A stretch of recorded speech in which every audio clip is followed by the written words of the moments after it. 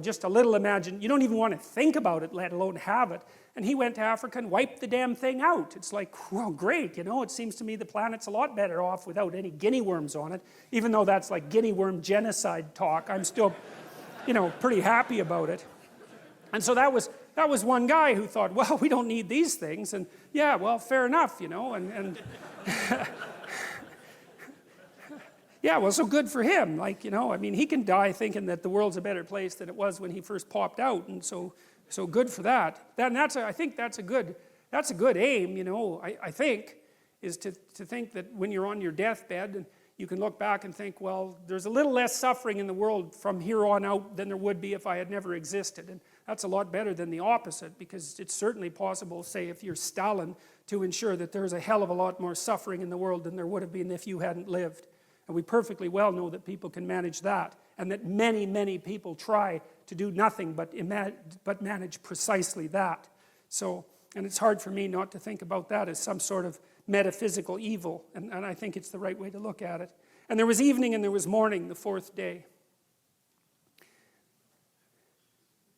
So you have the sun here, and then the moon here, as far as I can tell. Yeah. Yeah. Actually, I think this is the moon over here, but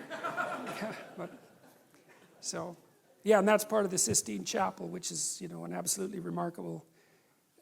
Part of the reason too, and part of the reason I'm teaching about these biblical stories is because, I'm thinking, because the humanities have been decimated so badly, and again, I think that has mostly to do with resentment and hatred more than anything else, but I don't really think that you can get a grip on the humanities and what they have to offer without knowing the biblical stories, because they're the dream out of which the humanities emerge. And so unless you have that background knowledge, that dream, then there's all sorts of things that are utterly profound that don't open themselves up to you. And Dante's Inferno would be one of those, and Milton's Paradise Lost, which is an absolutely amazing piece of work. I mean, Milton wrote it because he wanted to justify the ways of God to man.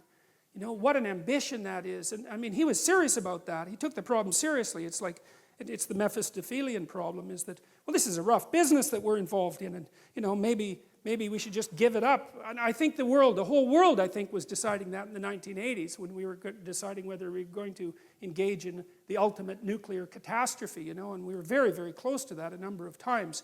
And I think it was a collective decision in some sense on the part of humanity that we might as well keep the whole awful game going rather than just demolish it.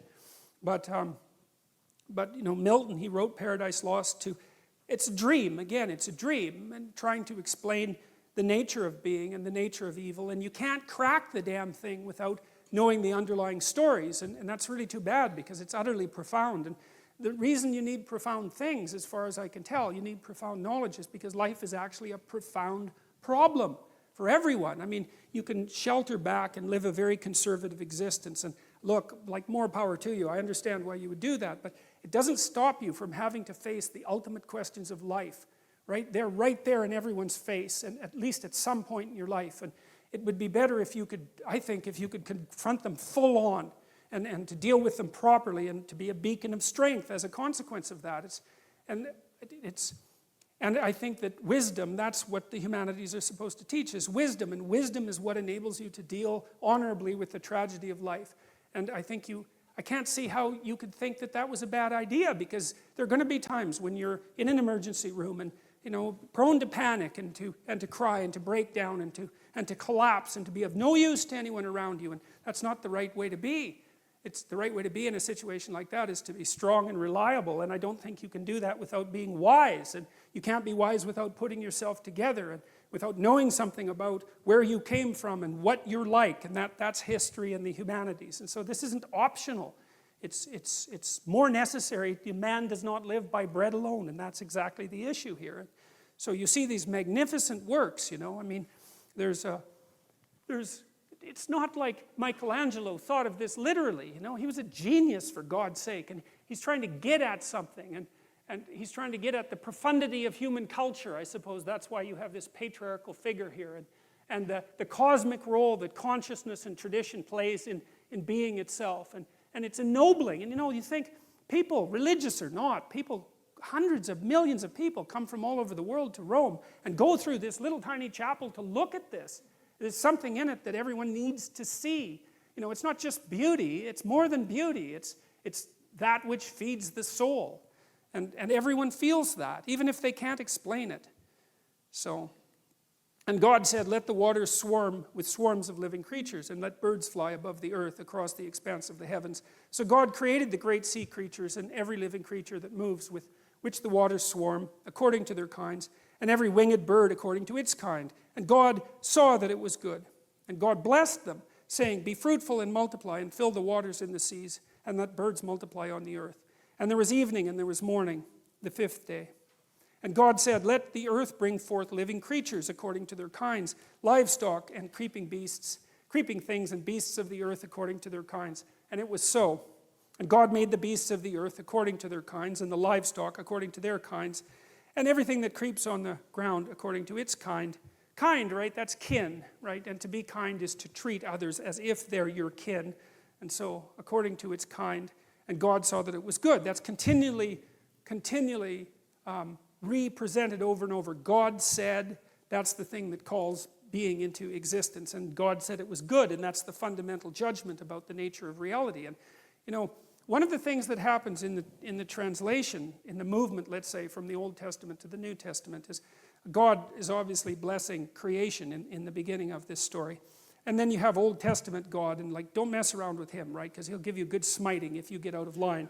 There's no doubt about that. And he's kind of an arbitrary character. And, you know, lots of modern people think, well, how could you believe in a God like that? And it's like, when I read that, I think, well, the Old Testament people, that isn't how they thought. They thought, you better look the hell out, because life is really difficult, and if you step out of line, you're going to get flattened, and God doesn't care, in some sense, whether you approve of him. It's like, what the hell does that have to do with anything? Obviously, you don't approve.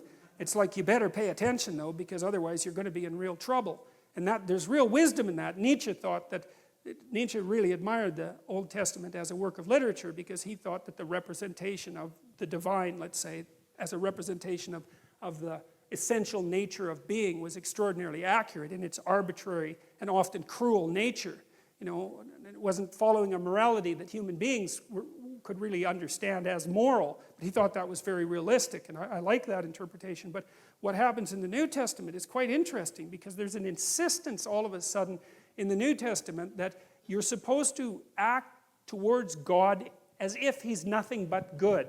And that's such a strange thing, because you look at the world and you think, yeah, really?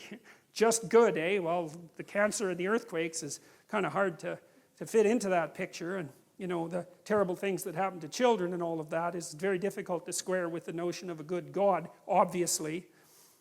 But then the underlying idea is that if you act in that manner, it makes it more likely to be true. It's something like that. And so I would consider that in some sense an act of both courage and faith. It's like you're going to make the case, like God makes at the beginning of the Bible, that being is in fact good. Now, you can't see it because, well, you get to see all the things about it that aren't so good. That's not the point. It's a metaphysical presupposition, something like that. It's a decision to act that way. I'm going to act as if being is good, and to further that. And then the implicit idea is, well, there isn't any way that you can make things work out better than to do that. And so there's a courageous element to it, which I think is also expressed to some degree in the idea of Christ's voluntary sacrifice of his own life. His presupposition was something like, I'm going to act as if God is good, and I'm going to play that out right to the end. And now that becomes something like a divine pattern. And I believe there's wisdom in that, because, again, most of the time that I've been wrestling with this sort of thing, I've always been looking at the opposite. I haven't been studying good, I've been studying evil. Because evil is easier to believe, especially after the 20th century. It's like, I think you have to be blind not to think about the things that happened in the 20th century as evil.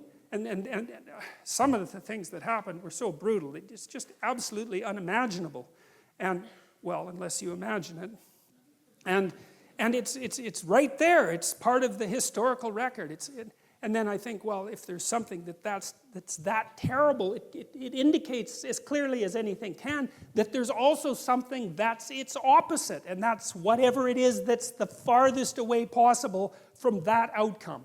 Now that doesn't mean we can exactly say what it is, because it's easier to grip in some sense what it means to torture and break and hurt, and not to be able to conceptualize so clearly how you would have to act if you were acting in the exact opposite manner.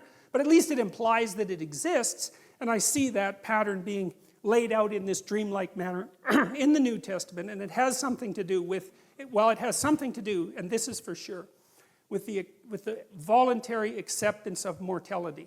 Because of course that's the poisoned apple, right? The fact that everybody looks forward into the future to know that you're finite, and so is everything that you love. And it's very difficult for that not to poison your existence. And well, there's no getting out of it, as far as we can tell, but there might be something like switching your attitude to it, and you could say, well, that's the price you pay for being.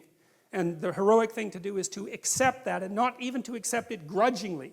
To say, all right, I'm going to go along with that, I'm going to accept that, and I'm going to act nonetheless as if being is good, and then I'm going to see how things turn out.